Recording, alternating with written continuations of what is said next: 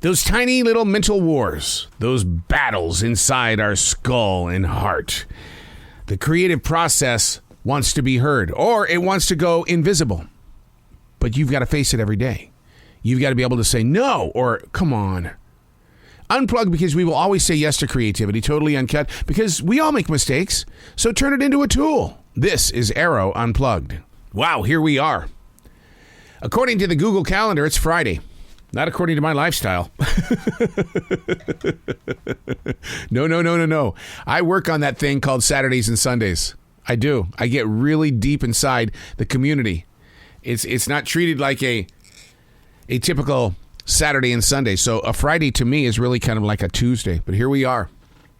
I'm staring at the sun as it rises through this forest here in South Charlotte, North Carolina. I love the trees. They're so green.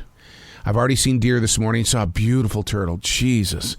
I saw a beautiful turtle this morning when we first stepped outside into the forest. And I'm just so fascinated with turtles and how they just move about and how they just love the vibration of the planet. My wife will be 69 years old this November. She asked me first thing this morning to write about what she says could be her greatest and final 10 years left. I was shocked by that comment. I really was. I was taken back. I find this to be an interesting request, mainly because I'm not her. Nor do I think in the way that she does. I do find myself putting energy in what may or may not be the final chapters. I fully understand the thought and her request. But this is who I am.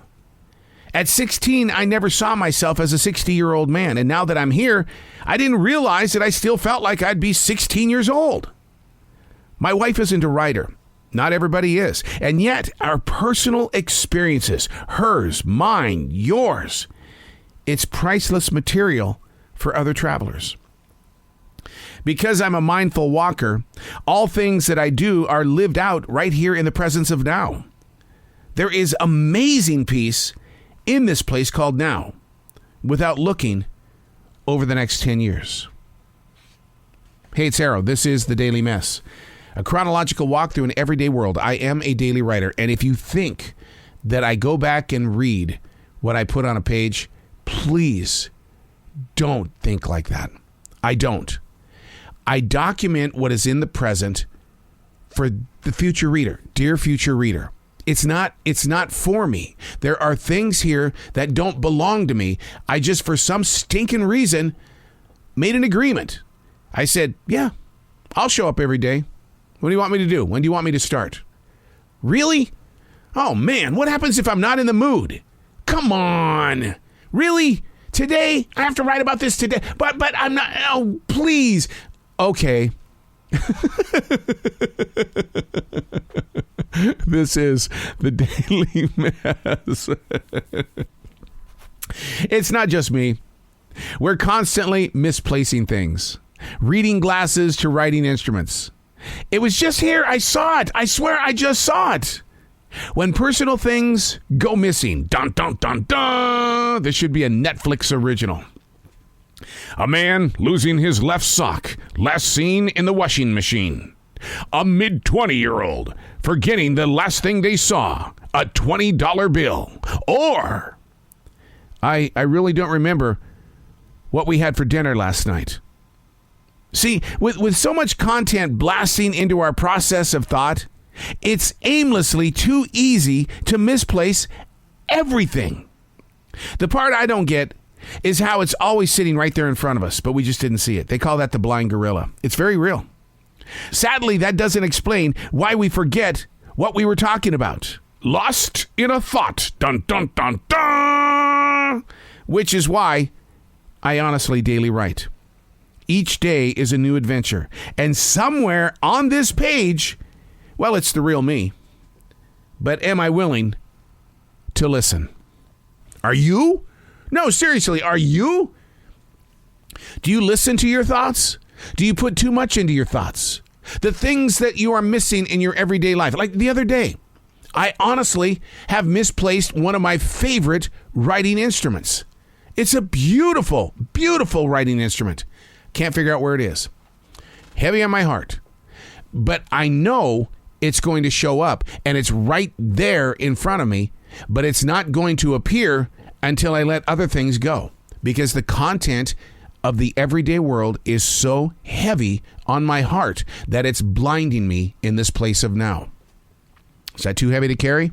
Or do you relate with me? I did see that beautiful turtle this morning. Simple things like that really ignite my heart. That turtle, with all of its colors, was sitting right there at my front door. It's almost as if it said, I'm going to greet the human today. He doesn't have to come out to me. I'm going to greet him first. Therefore, I'm going to change the human's way of thinking as he waddles his way through an everyday world. I say waddle because I have an Achilles tendon injury. I refuse to wear that damn boot. I am not going to have surgery. I'm in physical therapy, and I'm learning new ways of balance. Because that's what we do. We're either interested in finding new things, or we rely on old habits to put us in positions where we're going, okay, I wore the boot, and now my other leg hurts. See, they don't warn you of that stuff. Oh, my God, my hips are killing me. Why? Because you wore the boot. I know some doctor's going to call me up and say, shut the hell up. Come on. The boot people need to make money, too. It's not just me. We're constantly misplacing things. Reading glasses to writing instruments. That sock was just sitting here 5 minutes ago. Where did it go? Where are my favorite shoes? Can I give you a bigger one? I remember during the lockdown, I literally wrote many times, God, where are you? God, where are you? Why is this happening? God, we are, what is going on? God, where are you? And you're more than welcome to go through my daily writing. Because in the days after that, something landed on my writing pages. I'm here. Where are you? Chew on that for a little bit. I'm Arroe, and that's the Daily Mess.